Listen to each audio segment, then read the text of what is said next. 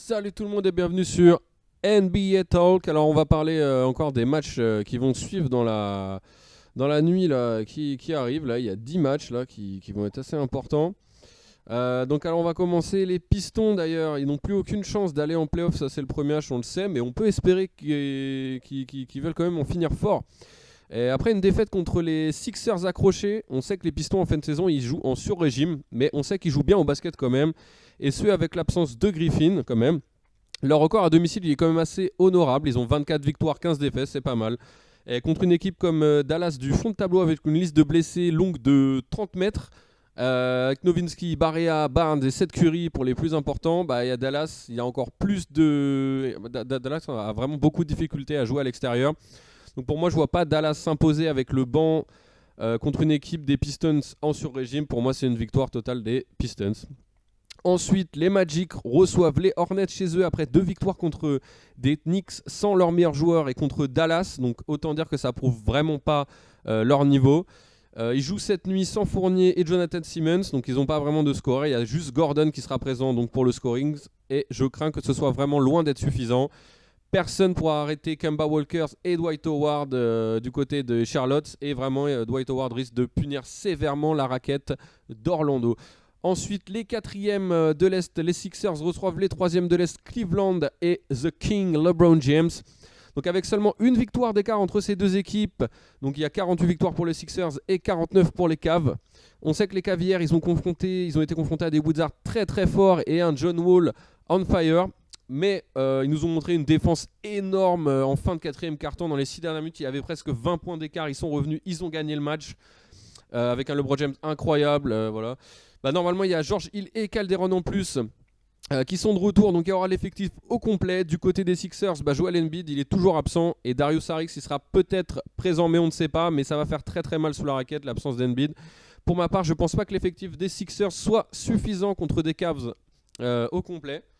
Et Ben Simmons qui fait d'habitude la différence athlétiquement, à mon avis, ne sera pas favori face à l'incroyable LeBron James en ce moment. Et Kevin Love devra ajouter un gros plus dans la raquette et aux 3 points. Et il n'y aura, à mon avis, aucun rival contre Kevin Love d'ailleurs dans ce match-là. Ensuite, donc je disais victoire des Cavs, pardon. Donc les Wizards, ils reçoivent Atlanta, mais privés de leurs meilleurs joueurs. Les Hawks ne vont pas faire le poids face à l'effectif de Washington. John Wall, face aux Cavs hier, il a fait un énorme match, 28 points, 10 rebonds. Il est revenu à un très très bon niveau. Et s'il réitère ce soir, il va être quasi impossible pour les Hawks d'arrêter les Wizards, en plus de Bradley Beal qui est présent. Donc victoire des Wizards. On vient d'apprendre aussi que Kyrie Irving du côté de Boston ne participera pas malheureusement aux playoffs. Boston, il n'est pas au complet là face aux Bulls, mais à mon avis ce sera largement suffisant face au faible effectif des Bulls ce soir.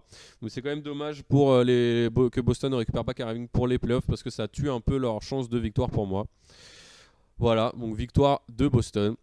Ensuite, les Knicks ils reçoivent Miami qui a récupéré Goran Dragic et Dwayne Wade. Du côté des... Non, pardon. Les Knicks reçoivent Miami et Miami a récupéré Goran Dragic et Wade. Voilà, je vais y arriver. Beasley du côté des Knicks n'est pas sûr de jouer. Hunter n'est pas sûr de jouer même la fin de saison. Privés de leur meilleur attaquant, les Knicks, ils ont vraiment pour moi aucune chance de l'emporter ce soir. Victoire de Miami. Voilà. Ensuite, donc, les Pacers se déplacent à Toronto et sont quasi sûrs de garder leur 5e place à l'Est. Mais à mon avis, ils aimeraient bien quand même aller chercher la 4e place. Indiana, ils sont au complet, mais Toronto, ils se doivent de gagner encore un match sur les 4 qui restent pour être sûrs de garder leur première place à l'Est parce qu'il y a Boston derrière à 3 victoires d'écart à 53 victoires. Donc ils nous ont montré qu'ils voulaient réellement prendre un gros rythme pour cette fin de saison, les Raptors, et ils n'ont aucun blessé non plus, comme Indiana. Donc faut quand même faire un petit partage. Pour moi, les Raptors, ils sont plus solides au scoring. Ils possèdent des intérieurs plus polyvalents et un meneur extrêmement solide en Kyrie Irving et un énorme scoreur en DeRozan. Donc pour moi, je vois une victoire de Toronto car plus complet dans l'ensemble. Voilà. Ensuite, on a un gros match de loser entre les 12e de l'Ouest reçus par les 14e de l'Ouest. Memphis est privé de la moitié de son effectif. Ils sont aussi tous à l'hôpital et Manu Gasol ne jouera pas. Du côté des Kings, il y a presque tout le monde est présent, mis à part Zach Randolph. Pour moi, de toute façon, les Kings vont s'imposer physiquement face à Memphis. Face à Memphis, le physique suffira vu qu'ils n'ont pas vraiment de blessés. Voilà, victoire des Kings pour moi. Ensuite, il y a les Suns qui reçoivent les Pelicans. Les Pelicans qui n'ont absolument pas le droit à l'erreur cette nuit face au dernier de l'Ouest. Il ne reste que 4 matchs et ils sont à égalité avec Denver et Minnesota qui ont aussi 44 victoires. S'ils perdent, Minnesota, il y a des chances qu'ils ne participent pas aux playoffs. Pourquoi ? Je vais vous expliquer, c'est simple. Les Suns sont un cadeau puisque ensuite les Pelicans commencent là un road trip à l'extérieur. Donc ça en premier les Suns, les derniers. Puis ensuite ça va être très dur. Il y a Golden State. Les Clippers qui vont faire leur maximum pour avoir le plus de victoires possible parce ils sont à 42 victoires les Clippers. Donc on ne sait jamais ce qui peut se passer. Et enfin le dernier match c'est les Spurs. C'est très très très compliqué pour eux.